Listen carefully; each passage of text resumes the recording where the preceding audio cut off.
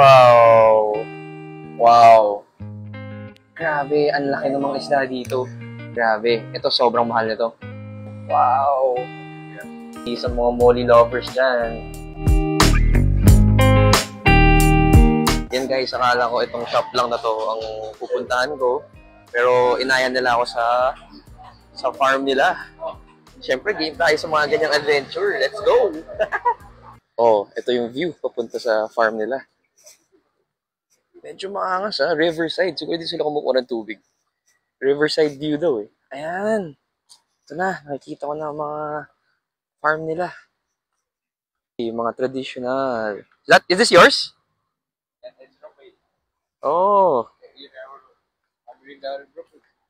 Yun na itong mga to. Hindi pala sa kanila. Oh! Wow! Ito na yung farm nila. Uy. Napakaangas. Secret farm, ah. Wow, your farm's really nice. Goldfish. Cute. Oranda. Oranda ba to? Mga oranda. Ay, gusto ko to yung mga ganito. Guys, sobrang ganda ng short body. Feeder koi dito. Oh my God. Tapos sabi niya, silipin ko rin nasa taas. Wow! Nakakagulat naman. Grabe. Sobrang dami. Wow. Dragon short body, guys. Grabe itong content na to. Ang napansin ko dito sa farm nila, guys, ang laki ng mga lalagyan.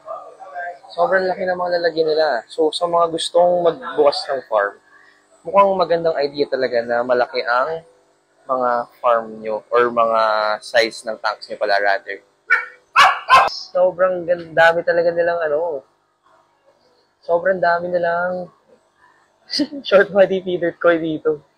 Pwede ka na dumampot na lang eh. Pero laki kasi ng lalagyan eh. Ganda nito ah. Oh, daming fry. Oh, hindi ko alam tong strain na to ah. Parang Silverado Bluetail. Oh my God! Ngayon lang ako nakakita ng geto kalaking molly. Sobrang laki. Giant. Daming molly. Grammy. Molly. Molly. Molly. Wow! Nakakalula yung dami ng isda dito. Dami yung pala. Ang dami palang aquarium dito. Okay, may backroom pa. Ayan eh. Nakakatakot oh. Sama ng tingin sa akin. Mga tiyana oh. May mga alaga sa tiyana. You feed the molly here? Pinapakain daw niya yung mga call dito oh. Yung mga tiyana. Nakakatakot. Ang mga tiyana guys, by the way, ano to? Konting kaalaman, ito yung mga snake skin tuloy, snakehead kung tawagin. And sa mga palaisdaan, kasi nag-farming din ako, ito yung peste. Ang tawag nila dito, dalag. Dalag. Lakas kumain ng musimilya ng mga hipon, tilapia. Very, predator to sa mga fish farm. Pero ito, yung mga high quality, syempre, inaalagaan sa mga aquarium. Fun fact lang. Tapos yung backdoor niya, puro halaman. Umulan pa. Vibes.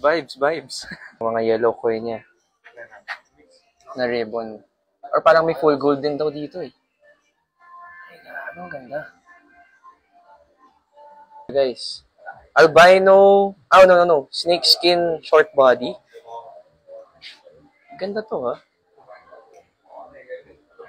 Glass belly. Ganda.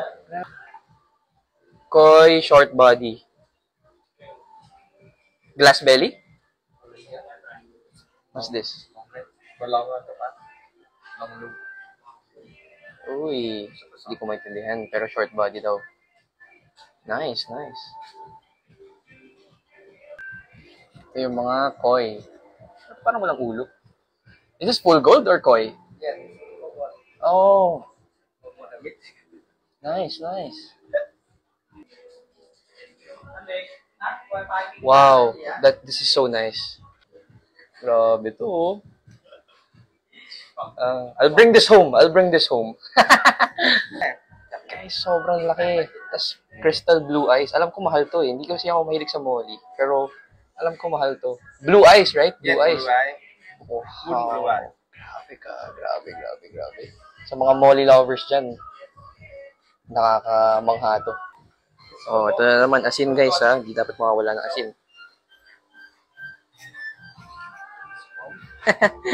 Yeah.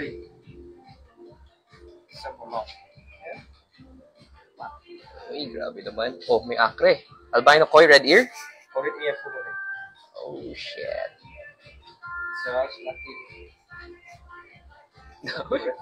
Nalulula na ako. Wait lang, hindi ko alam yung videoan ko. Oh, okay.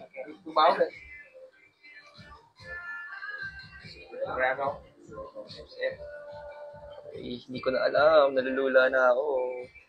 Albino full red, short body.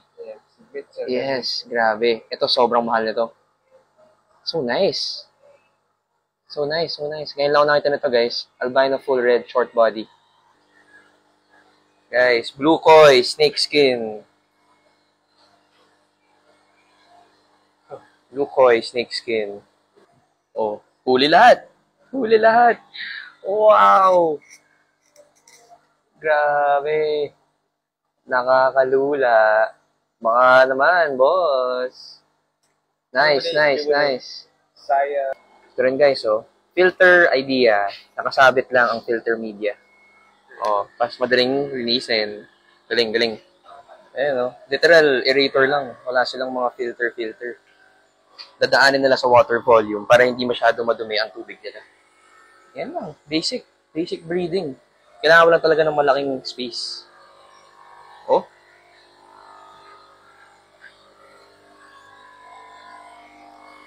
So, Japan Blue Double Sword, guys. Very common to sa atin. Pero, ganda ng quality nito. Big Moray. Yeah, big body. Grabe. Ito, guys, half black red. Ngayon lang ako nakita nito. Ganda ng quality, oh. Half black red short body. Ribbon. Long ear. Oh, long ear. Long ear. Gull wing. Nice. Yan, iniba pa yung angle. Oh. Gusto raw niya mas maganda yung video ko. Ito ang hinahanap ko. Blonde koi, short body ribbon. Ito ang pinunta ko dito, guys. Blonde koi, short body ribbon. Wow! Yee! Okay, guys, pinayagan pala niya ako isaw-saw yung kamay ko. Mga sabihin nyo. Cute naman. Ayan mga nanay, oh. Ayan ang mga big mama. Ayun lang ako nakita na ganito kalaking guppy, guys. Parang molly na. Grabe. Ano pinapakain nila dito? Laki ng show na, baka isipin nyo. Ayan, kamay niya. Oh, sayang. Wow.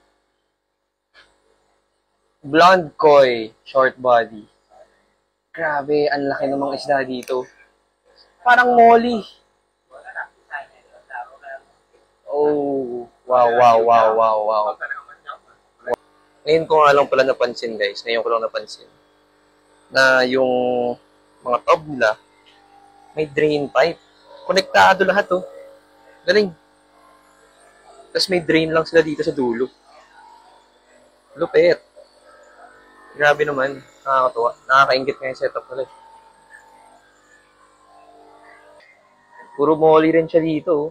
Grabe. Medyo nakakaingit yung farm niya. Gandang-ganda ako dito. I think ito yung sa mga pinakamagandang farm na napuntahan ko so far.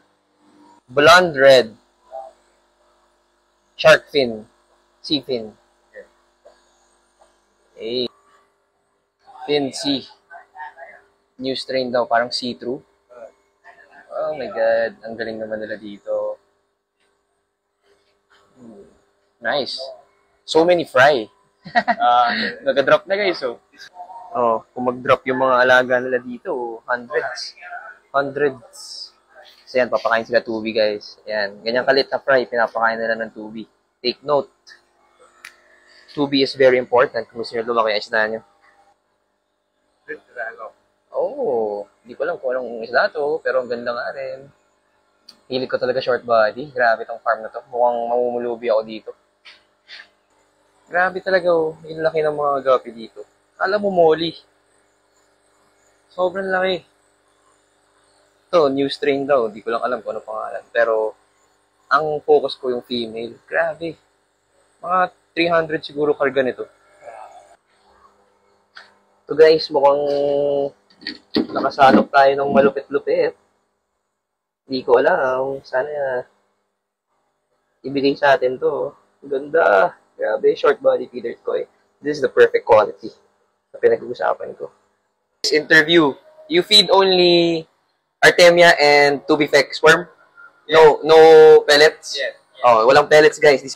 Guys, isang malaking farm na naman ang nagsabi sa atin na they don't feed pellets. As in literal, DBS lang tsaka Tubifex. So, sa mga gusto ng quality na brine shrimp dyan, alam niyo na, deep blue.